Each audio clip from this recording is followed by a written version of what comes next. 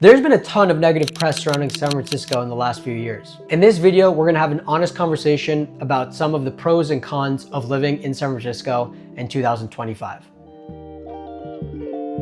Hey everyone, my name is Alex Epstein and I am a lifelong San Franciscan and realtor here at Vanguard Properties in San Francisco. Sure. To help you with that, I need your permission to allow assistant personal results on this device. You can change this in the Google Home app. I don't know how Google heard me. That's weird. Okay.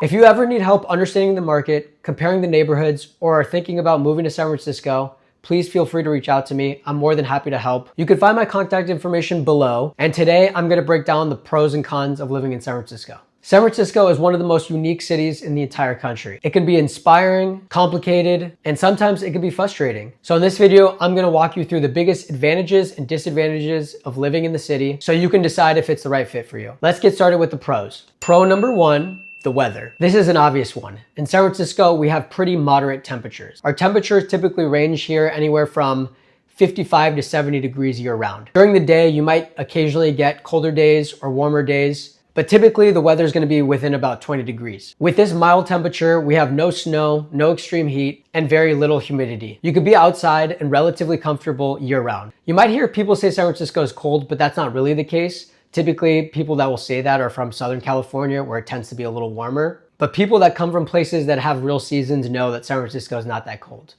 With that being said, San Francisco can get cold, and it's a lot colder than people expect. So you should definitely take that into account and be prepared. What makes San Francisco unique is that our warmest and best months tend to be in months like October. Also, the weather you experience really depends on what neighborhood you're in. More on that later. San Francisco is actually one of the most walkable cities in the United States. In fact, San Francisco is 7 by 7 miles, thus making it extremely dense. Most neighborhoods feel like their own small town, and usually you have all the essentials within that neighborhood, but if not, you could find it pretty close by. If you enjoy not needing a car for every trip, San Francisco is great. Within the city, San Francisco has a ton of parks. Our largest parks include Golden Gate Park, which is actually bigger than Central Park in New York, and McLaren Park, which is located on the southeastern part of the city, close to the Excelsior district or Portola. We are also on the coastline, which means we have access to beaches.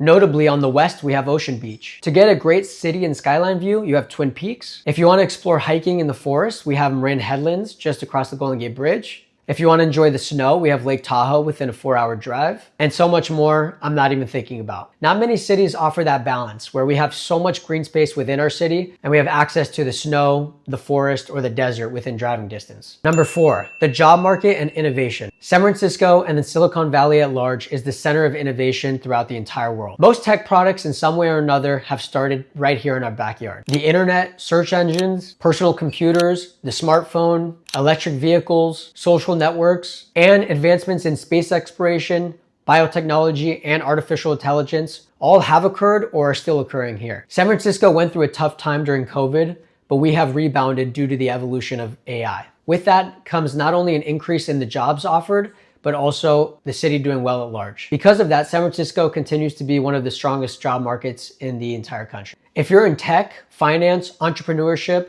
biotech, or design, the opportunities here are hard to match. Pro number 5, culture and neighborhood identity. Every neighborhood feels so different in the city. From Noe Valley to the Sunset, to North Beach to Noe Valley, and on to the Mission. We have world-class restaurants, museums, music, block parties, festivals, and a mix of cultures that makes the city feel alive. If you value creativity and a melting pot of different cultures and identities, this is a great place to be. Pro number 6, public transportation and rideshare. I've had a car in the city my entire life, but you don't necessarily need to. I know many people that have gotten by without one. Our public transportation compared to most of the United States is great. While we're not on the level of New York, you could pretty much get anywhere you would like within a reasonable amount of time.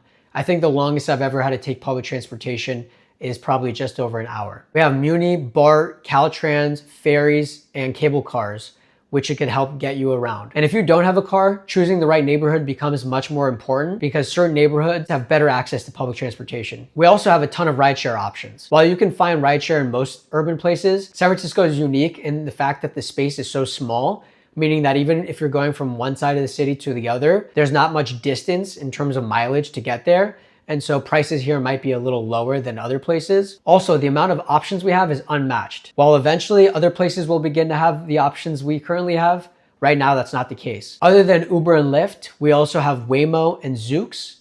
Waymo has been around for a while here and is being used on a daily basis. And Zoox has recently began test drives. Now that was a lot of positive things to talk about the city, but with every pro, there's a con. And in this video, I'm gonna try to be unbiased as possible, even though I'm born and raised here and love the city. So we're gonna go over the cons, and I have just as many cons as I did pros. Con number one, high cost of living. San Francisco is extremely expensive. Housing, food, utilities, everything, it all adds up. A realistic monthly budget here is a lot higher than most places in the United States. Due to the small nature of the city, what it has to offer, and the high paying jobs that are here, it makes the city very unaffordable for people that do not have the means. But that being said, if you have a plan, you can manage, and I believe that it is well worth it in the long run. Con number two, housing prices and competition. Buying a home here can feel extremely intimidating. Not only are the prices extremely high, but inventory is extremely limited. Here we are experiencing high demand and competitive offers even in 2025. This means buying a home here extremely hard. And for those that can't afford it, buying a home here might mean that you're getting a lot less house for your money than you would in other places. On the rental side, prices here have softened a bit from the peak,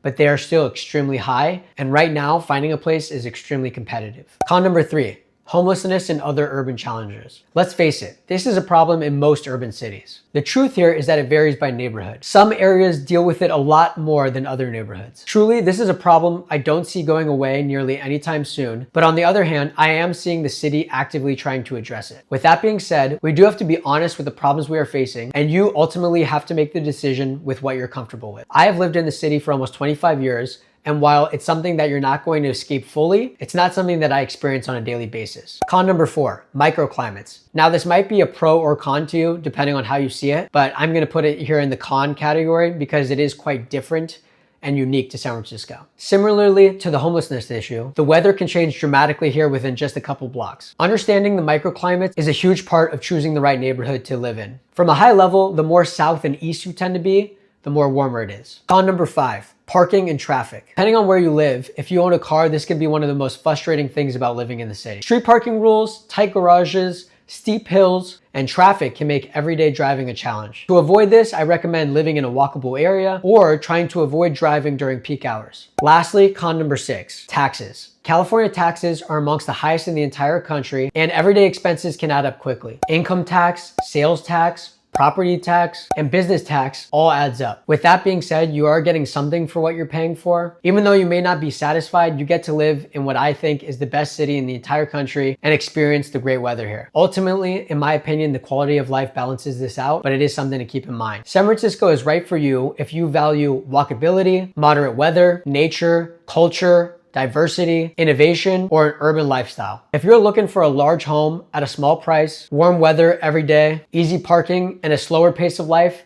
it may not be for you. If you found this helpful, it would mean the world to me if you can like, comment, and subscribe below. It really helps support the channel as I continue to make content about San Francisco. And of course, if you're thinking about moving to San Francisco or need help comparing the neighborhoods, I'm always here to help. Feel free to reach out to me at the contact information below. Thanks for watching. I'm Alex Epstein, and I'll see you in the next video. Bye.